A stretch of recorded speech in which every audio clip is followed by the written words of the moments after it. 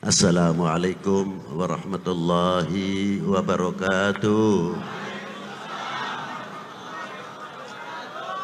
Alhamdulillahil awwalu bila ibtida wal akhiru bila intiha. Jami'u sifatil ulia wal izzati wal kibriya. Wassalatu wassalamu ala imami ahli sofai wal wafa, qutbil anbiya wal awliya, sayyidina wa maulana Muhammadin khairid dawa likulli saqamin wada, rahmatan wa shifa fi sirri wal jila, wa ala alihi wa sahbihi ma damatil ard was sama amma ba'du. Ayuhas sadatina al-a'izza al-fudala, saya mengucapkan syukur terima kasih kepada Allah Subhanahu wa ta'ala yang masih mendapat panggilan dengan pelantara haflah maulid Nabi sallallahu alaihi wasallam, satu kehormatan untuk umatnya mau menghadiri bita'zim kepada Nabi besar Sayyidina Muhammad sallallahu alaihi wasallam. Yang saya hormati para syiban, para sesepuh, bini sepuh, para alim ulama, para kiai, para ajengan, para habaib, bapak-bapak instansi dari instansi pemerintahan, sipil, TNI, Polri yang selalu kita banggakan. Dan saya hormati Habibana Alwi bin Husain Al-Attas. Maaf apabila saya tidak bisa menyebutkan satu persatu, bukan berarti kita menghormati takdim kita.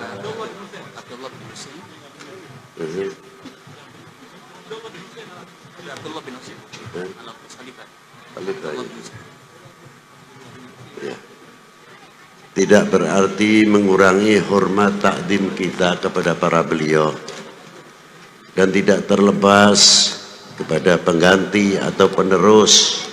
Dengan kata lain, khalifah adalah Abdullah bin Husain Al-Attas Al-Alawi Ba'alawi Al-Alawi.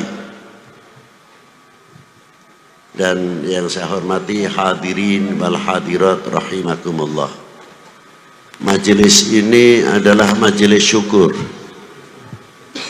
majelis yang melahirkan ungkapan-ungkapan rasa terima kasih yang tiada terhingga kepada baginda Nabi sallallahu alaihi wasallam.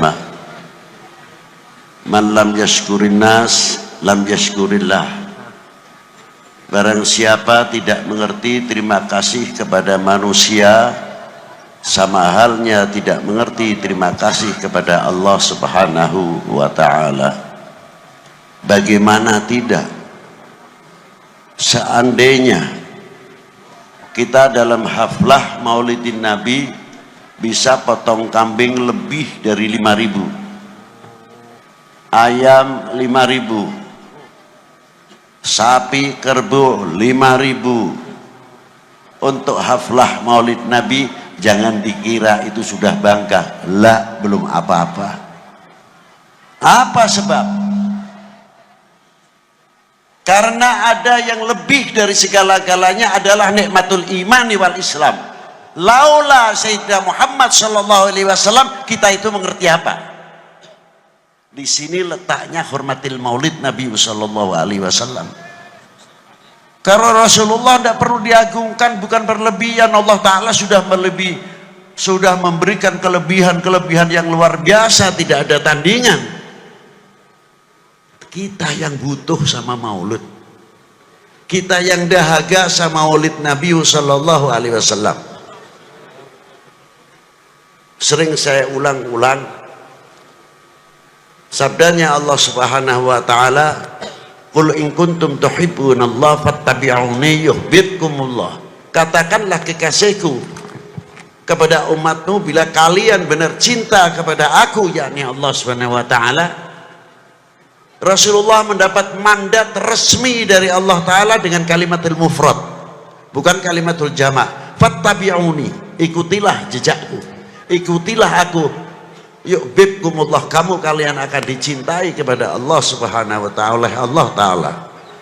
Sahabat bertanya, mata aku mu'minan sadikan ya Rasulullah, sejauh mana kita dikategorikan orang yang beriman? Dijawab oleh Rasulullah, idza ahbabtallah, selagi kamu mempunyai nuktah yang mencintai kepada Allah Subhanahu wa taala.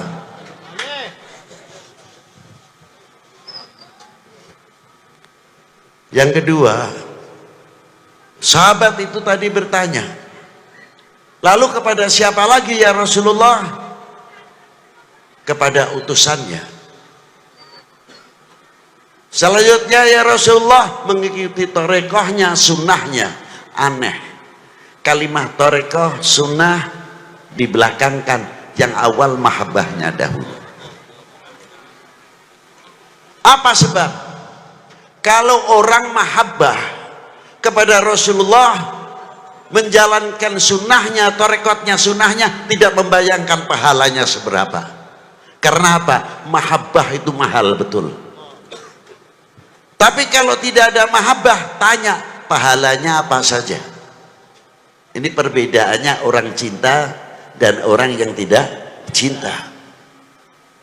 Dan orang yang mencintai kepada umat, mencintai kepada ahli bait Nabi, mencintai kepada sahabat, semuanya mencintai kepada para aulia, tidak mungkin apalagi kepada keluarganya membuka aibnya orang yang dicintainya. Karena apa? Mahabbah. Maka dari itu pendidikan akhlakul karimah oleh Allah Subhanahu wa taala untuk umatnya sangat luar biasa. Apa diantaranya? Karena Allah Subhanahu wa taala memanggil para nabinya, para anbiya atau para rasulnya bi asma'ihim, dengan namanya masing-masing. Ya Musa, ya Ibrahim, ya Ismail, wa Ishaq, wa Yaqubah, ila akhiril ayat yang disebutkan di dalam Al-Qur'anul Karim. Allah Ta'ala melarang kepada kita, la taj'al du'a ar-rasul bainakum kaddu'a ba'dukum ba'dah. Jangan kamu memanggil kekasihku ini sebagaimana engkau memanggil sesamamu. Anehnya, yang menciptakan memberikan contoh kepada umat ini. Apa panggilan Allah kepada Rasulullah? Tidak ada kalimatun nida, ya Muhammad, ya Ahmad. Tapi yang ada, Yasin, Taha, ya Muzammil, ya Mudaththir, ya ayuhan Nabi, ya ayuhar Rasul. Inilah pendidikan akhlakul karimah langsung minal Maula Jalla wa Ala. Ternyata panggilan itu mengandung satu mahabbah, kedua kali haibah, kewibawaan. Coba kalau umat Sayyidina Muhammad SAW manggil, jangankan lagi kepada Rasulullah terlalu tinggi. Kepada siapa? Badeka ajengan. Ajengan saha, ajengan fulan, mugi-mugi panjang umurna, panjang siswana. Badai angkat kamarana, ajengan fulan, disebutkan kiainya, ajengannya, bukan namanya belaka. Menambah wibawa yang memanggil. Begitu pula kita seumpamanya kepada ustadz yang mengajarkan anak-anak kita, orang yang tua padahal umurnya jauh lebih daripada ustadznya, memanggilnya apa? Ya ustadz, ya ustadz bang.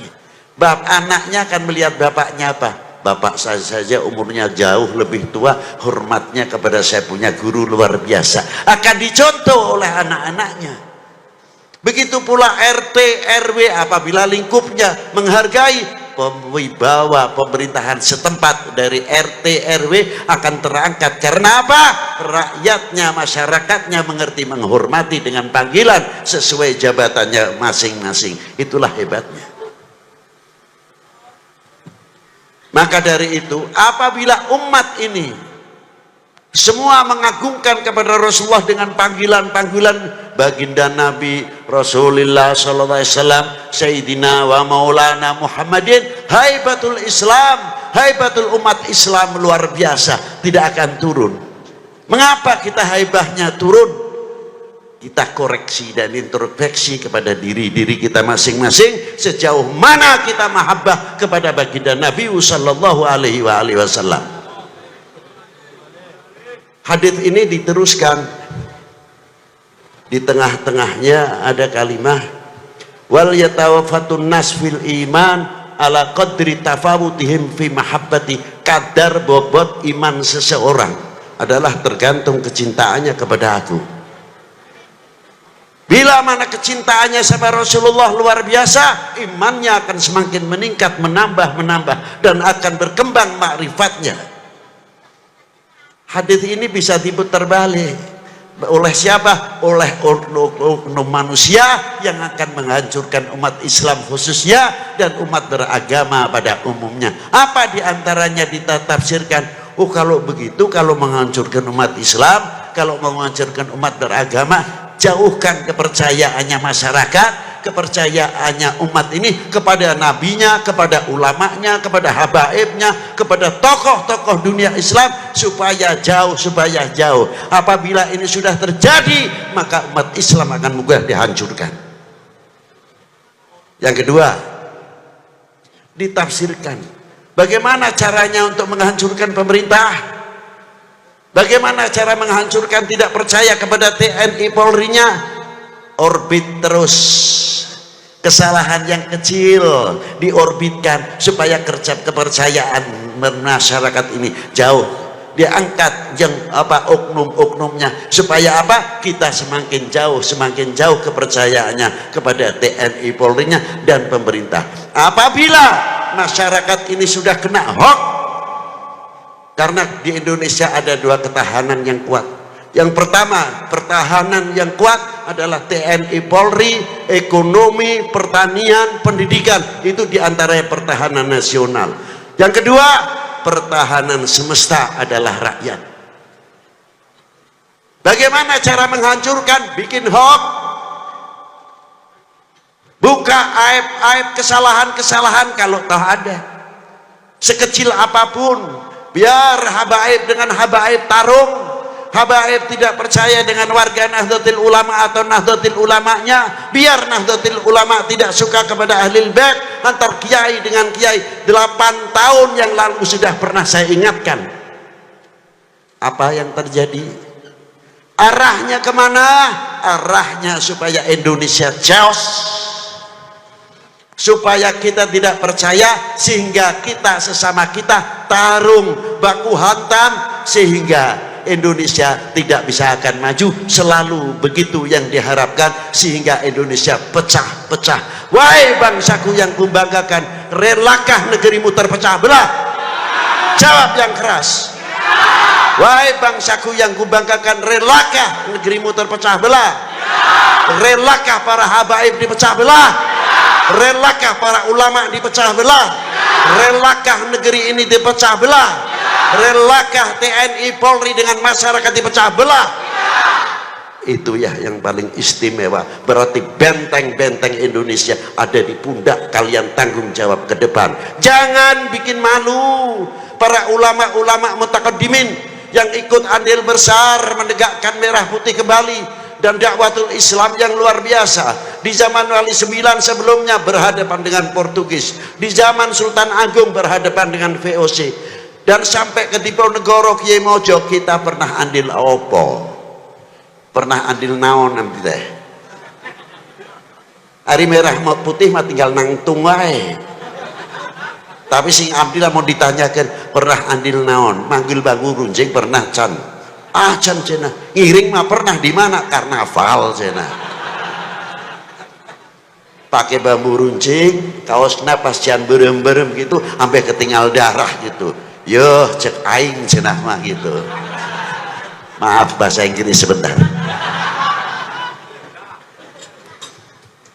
Itulah diantaranya. Karena apa? negara kita, bangsa kita, umat Islam khususnya di Indonesia mempunyai amanah yang luar biasa dari Allah Subhanahu wa taala. Apa amanah tersebut? Tanah air ini pemberian Allah untuk bangsa Indonesia. Siapa lagi kalau bukan kita yang menjaga keutuhannya? Betul? Sehelai rumput yang kering, sebutir pasir Indonesia, kehormatan taruhannya. Betul? Assalamualaikum warahmatullahi wabarakatuh.